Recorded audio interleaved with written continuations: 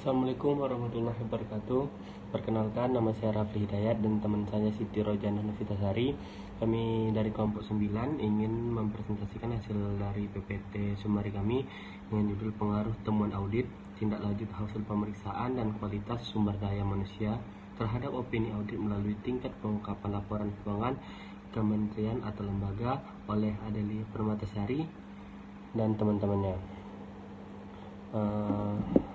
Pendahuluan, di mana latar belakangnya Undang-Undang Nomor 17 Tahun 2003 tentang Keuangan Negara menyebutkan bahwa pimpinan audit organisasi bertanggung jawab menyusun laporan keuangan. Laporan keuangan juga menjadi mekanisme utama dalam penciptaan akuntabilitas publik menurut Rutherford tahun 2000. Salah satu indikator dalam mewujudkan laporan keuangan yang berkualitas adalah dengan mendorong dan memperoleh opini audit secara wajar tanpa pengecualian atau WTP setiap tahunnya. Fenomena di sini sejak tahun 2010 sampai 2013 KL memperoleh opini wajar tanpa pengecualian, akan tetapi tingkat kualitas laporan keuangan tersebut menghasilkan belum maksimal yang dihasilkannya. Dasar hukumnya pertama, Pasal 16 Ayat 1 Undang-Undang Nomor 15 Tahun 2004 tentang Pemeriksaan, Pengelolaan, dan Tanggung Jawab Keuangan Negara. Yang kedua, Undang-Undang Dasar 1945 Pasal 29E Ayat 1. Selanjutnya adalah tinjauan pustaka. Di sini ada lisan teori menurut Bogerman dan Land pada tahun 1990 menyatakan bahwa kerangka hubungan prinsipal agen merupakan suatu pendekatan yang sangat penting untuk menganalisis komitmen-komitmen kebijakan publik dalam konteks pemerintahan. Rakyat bertindak sebagai prinsipal yang mendelegasikan wewenang pada agen baik itu legislatif maupun eksekutif dalam mengelola urusan publik.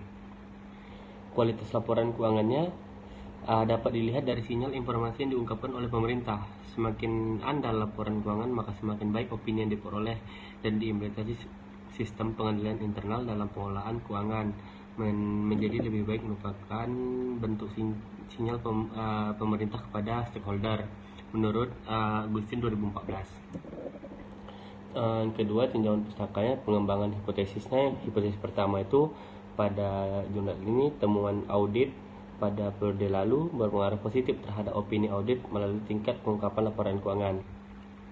Hipotesis keduanya, tindak lanjut hasil pemeriksaan pada periode lalu berpengaruh positif terhadap opini audit melalui tingkat pengungkapan laporan keuangan. Yang ketiga, kapasitas operator pengelola keuangan berpengaruh positif terhadap opini audit melalui tingkat pengungkapan laporan keuangan. Yang keempat, latar belakang pendidikan pimpinan berpengaruh positif terhadap opini audit melalui tingkat pengungkapan laporan keuangan. Yang ketiga, metode penelitian. Pada metode penelitian jurnal ini menggunakan pendekatan kualitatif dengan menggunakan data panel. Teknik pengambilan sampelnya menggunakan purpose sampling dengan kriteria yang pertama itu KL-nya menyajikan laporan keuangan yang telah diaudit oleh BPK secara berturut-turut tahun 2010 sampai 2013. Yang kedua itu telah berdiri sejak tahun 2010. Yang ketiga, KL-nya memiliki data opini audit, temuan audit dan tindak lanjut hasil pemeriksaan dari tahun 2010 hingga 2013. Selanjutnya, model empiris yang akan menjadi hipotesis penelitian dapat dilihat pada persamaan berikut. Itu bisa dilihat dari PPT yang sudah kami tampilkan dengan keterangan dan rumus-rumus yang sudah ada. Selanjutnya adalah operasional variabel, yaitu akan disampaikan oleh teman saya Vista. Lanjutkan penjelasan dari rekan saya yakni Rafli Hidayat. Operasional variabel. Opini audit. Opini audit diukur dengan menggunakan skala ordinal, yaitu dengan mengurutkan peringkat opini mulai dari yang tertinggi sampai dengan yang terendah. Di antaranya yaitu 4 untuk opini wajar tanpa pengecualian, 3 untuk opini wajar dengan pengecualian, 2 opini tidak wajar, dan 1 untuk opini dengan tidak memberikan pendapat. Variabel intervening. Variabel intervening dalam penelitian ini yaitu tingkat pengungkapan laporan keuangan kelembagaan kementerian atau lembaga dengan menggunakan perbandingan antara pengungkapan yang telah disajikan dalam CALK berdasarkan checklist sesuai dengan Peraturan Pemerintah Nomor 71 Tahun 2010 tentang Standar Akuntansi Pemerintah atau SAP. Kemudian variabel independen. Variabel independen dalam penelitian ini adalah temuan tindak lanjut hasil pemeriksaan, kapasitas operator pengelola keuangan, latar belakang pendidikan pimpinan kementerian atau lembaga. Penjelasan mengenai pengungkapan variabel independen ini akan disajikan pada tabel 1. Kemudian variabel kontrol. Variabel kontrol untuk model regresi pertama menunjukkan bahwa variabel satuan kerja dan umur organisasi pemerintah berpengaruh positif terhadap tingkat pengungkapan laporan keuangan. Jumlah satuan kerja berpengaruh positif terhadap tingkat pengungkapan laporan keuangan dan mendukung penelitian. Variabel kontrol untuk model regresi kedua menunjukkan bahwa variabel satuan kerja dan umur organisasi berpengaruh negatif terhadap opini audit. Jumlah satuan kerja Universitas Indonesia berpengaruh negatif terhadap opini audit dan mendukung penelitian Agustin pada tahun 2014. Hasil empiris. Untuk pengujian statistik deskriptif, hasil pengujian yaitu menunjukkan bahwa variabel intervening rata-rata tingkat pengungkapan laporan keuangan kementerian atau lembaga dari tahun 2010 sampai dengan 2013 adalah 0,4539 atau 45,39%, yang menunjukkan bahwa kualitas tingkat pengungkapan laporan keuangan kementerian atau lembaga masih terbilang rendah, yaitu di bawah 50%. Selanjutnya hasil pengujian regresi.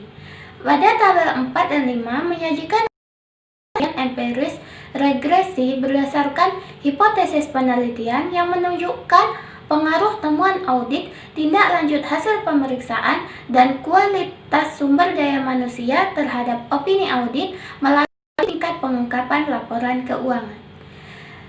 Kemudian, untuk pengujian tambahan, hasil pengujian tambahan menunjukkan bahwa variabel tingkat pengungkapan berpengaruh positif terhadap opini audit. Dan yang terakhir, pengujian substantif. Pengujian substantif menunjukkan hasil bahwa yang robust dengan pengujian utama yaitu temuan audit, tindak lanjut hasil pemeriksaan, dan kapasitas operator pengelola keuangan memiliki pengaruh tidak langsung terhadap opini audit melalui tingkat pengungkapan laporan keuangan. Kesimpulan dari penelitian ini yaitu hasil pengujian empiris membuktikan bahwa adanya pengaruh tidak langsung temuan audit, tindak lanjut hasil pemeriksaan, kapasitas operator pengelolaan keuangan terhadap opini audit melalui tingkat pengungkapan laporan keuangan sebagai variabel intervening adalah positif dan signifikan. Temuan audit yang besar pada periode lalu akan mendorong kementerian atau lembaga untuk menindaklanjuti temuan audit sehingga mengurangi risiko temuan audit pada periode selanjutnya yang berdampak pada tingkat pengungkapan yang tinggi dan probabilitas untuk memperoleh opini audit wajar tanpa pengecualian menjadi meningkat. Semakin banyak rekomendasi BPK yang ditindaklanjuti sesuai dengan rekomendasi akan meningkatkan kualitas laporan keuangan kementerian atau lembaga yang tercermin dari tingkat pengungkapan yang tinggi, sehingga peluang untuk mendapatkan opini wajar tanpa pengecualian yang diperoleh oleh kementerian atau lembaga akan semakin baik, sesuai dengan pasal 16 ayat 1 Undang-Undang Nomor 15 Tahun 2004. Keterbatasan dan saran. Penelitian ini memiliki beberapa keterbatasan, diantaranya yaitu penelitian ini memiliki beberapa keterbatasan. Yang pertama, penelitian ini secara keseluruhan masih menggunakan data sekunder. Kedua, penelitian ini baru dilakukan pada kementerian atau lembaga untuk melihat pengaruh tidak langsung temuan audit, tindak lanjut hasil pemeriksaan, dan kualitas sumber daya manusia terhadap tingkat pengungkapan laporan keuangan. Penelitian selanjutnya dilakukan pada pemerintah daerah. Ketiga, proksi latar belakang pendidikan kementerian atau lembaga tidak berpengaruh terhadap opini melalui tingkat pengungkapan laporan keuangan. Dan yang keempat, temuan audit dalam penelitian ini menggunakan data yang diperoleh dari ikhtisar hasil pemeriksaan semesteran dengan menggabungkan temuan terkait kelemahan sistem pengendalian internal dan temuan terkait ketidakpatuhan terhadap peraturan perundang-undangan. Demikianlah hasil dari summary yang dapat kami jelaskan. Lebih dan kurangnya kami mohon maaf. Saya akhiri. Assalamualaikum warahmatullahi wabarakatuh.